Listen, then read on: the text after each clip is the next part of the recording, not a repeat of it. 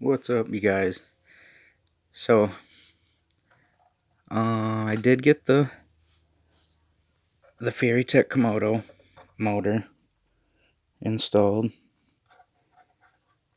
and kind of just want to talk a little bit about this. So, say if you're gonna do like a C10 build with this motor, uh, maybe get the lizard instead of the Tegu, whatever it is. Just because you don't have much space underneath the body. Like, I think it'd be better like underneath it in the Jeep or something. I don't know about the deadbolt either. I haven't seen that one in person, so I don't know how much space you have to work with under there. But yeah. So when you install this thing, you put the motor plate on, whatever, mount the motor onto that. It's forward facing.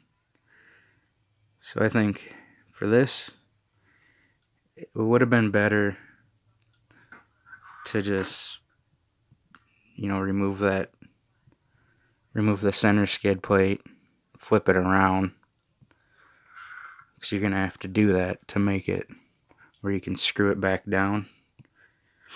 You gotta flip it around to make it face backwards. And then I don't think you'd have to cut up the CSC mount if you did it that way.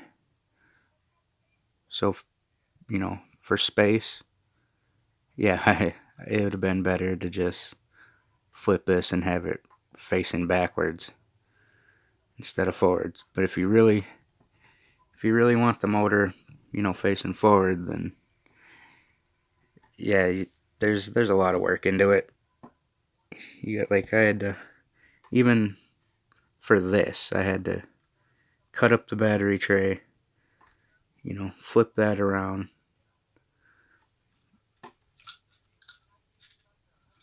So it's like it sits at an angle now instead of straight across.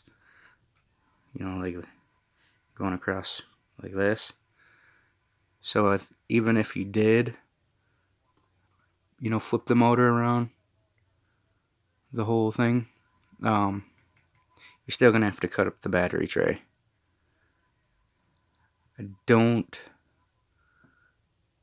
Yeah, I think even if you did this with the battery tray, I think it would still hit.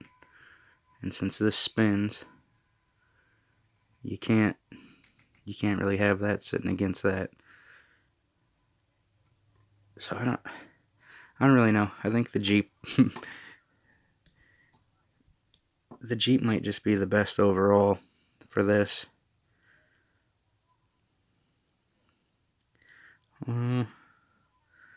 But besides all that, it works. I like it.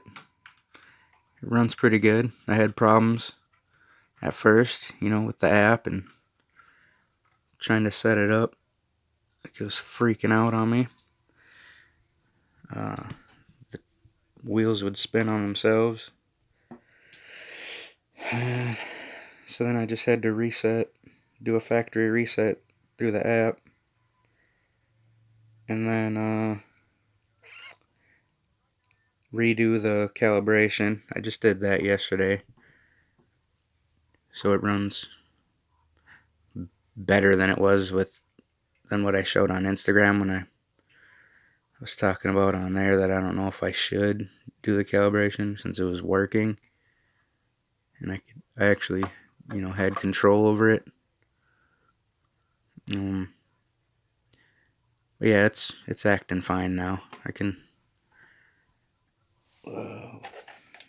I'll show you it. Let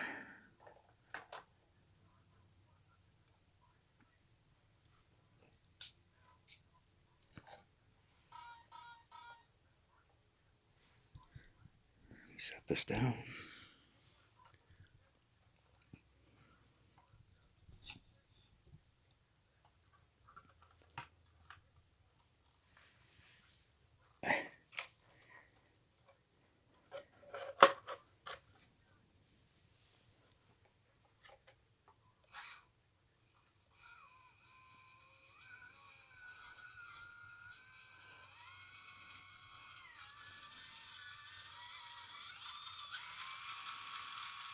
There's full speed.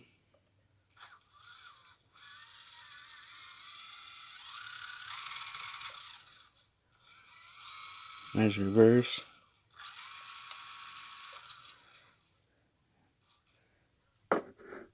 Yeah.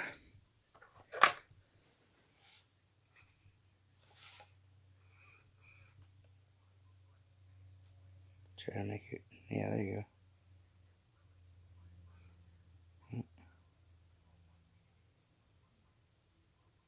You can go really slow with these, so that's pretty nice. Yeah, that's just me twitching my finger. My finger having a twitch. Yeah,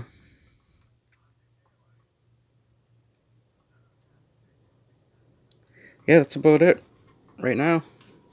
I mean, like, since I'm new to all this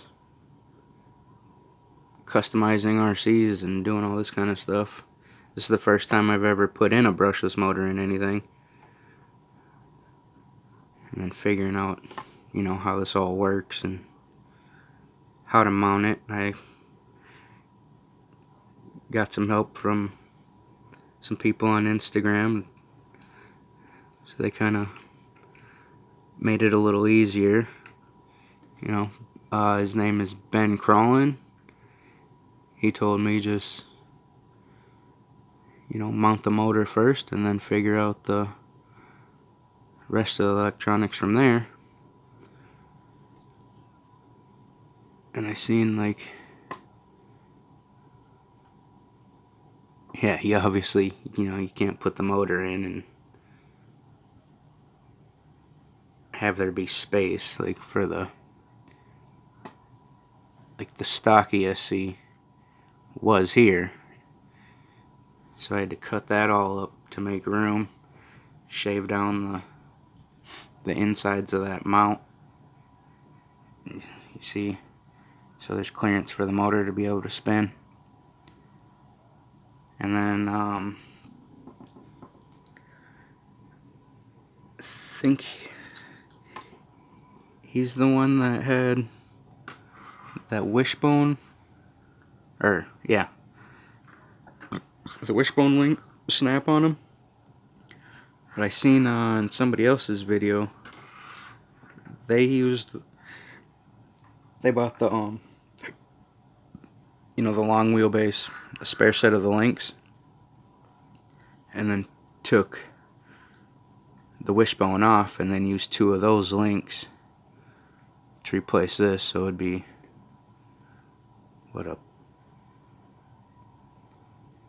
convert it so it's not a wishbone, and then it's 2 links connecting to that servo, or the front differential, whatever. The axle, connecting it all together. And then some people, I guess, are having issues with the drive, the dog bones, I guess. I mean, it is a pretty powerful motor, so you just got to be careful with it, and really don't need too much power on it. So I just, stock battery's fine. I don't think I'm gonna go 3S. I think that's gonna be a little much. But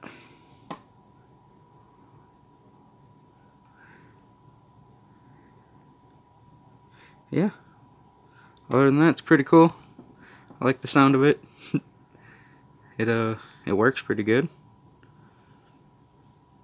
I don't really have any issues now, except for this stuff. It's kind of a mess in there, and you don't really have much room to work with for these, so you only get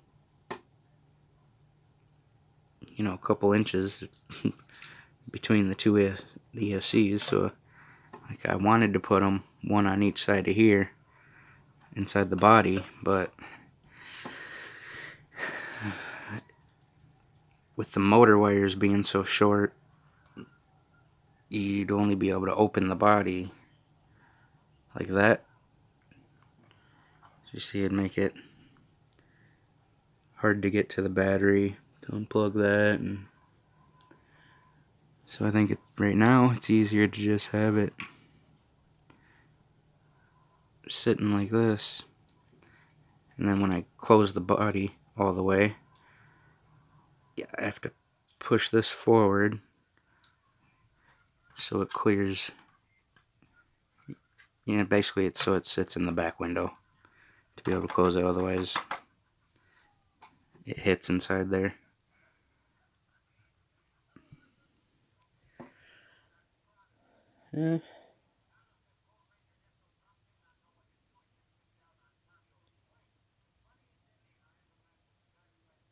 Yeah, so anyways, that's all I really got. Next videos I'll have it outside, do some run-in videos.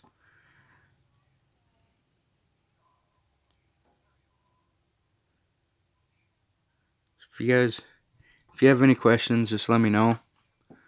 I'll help as much as I can.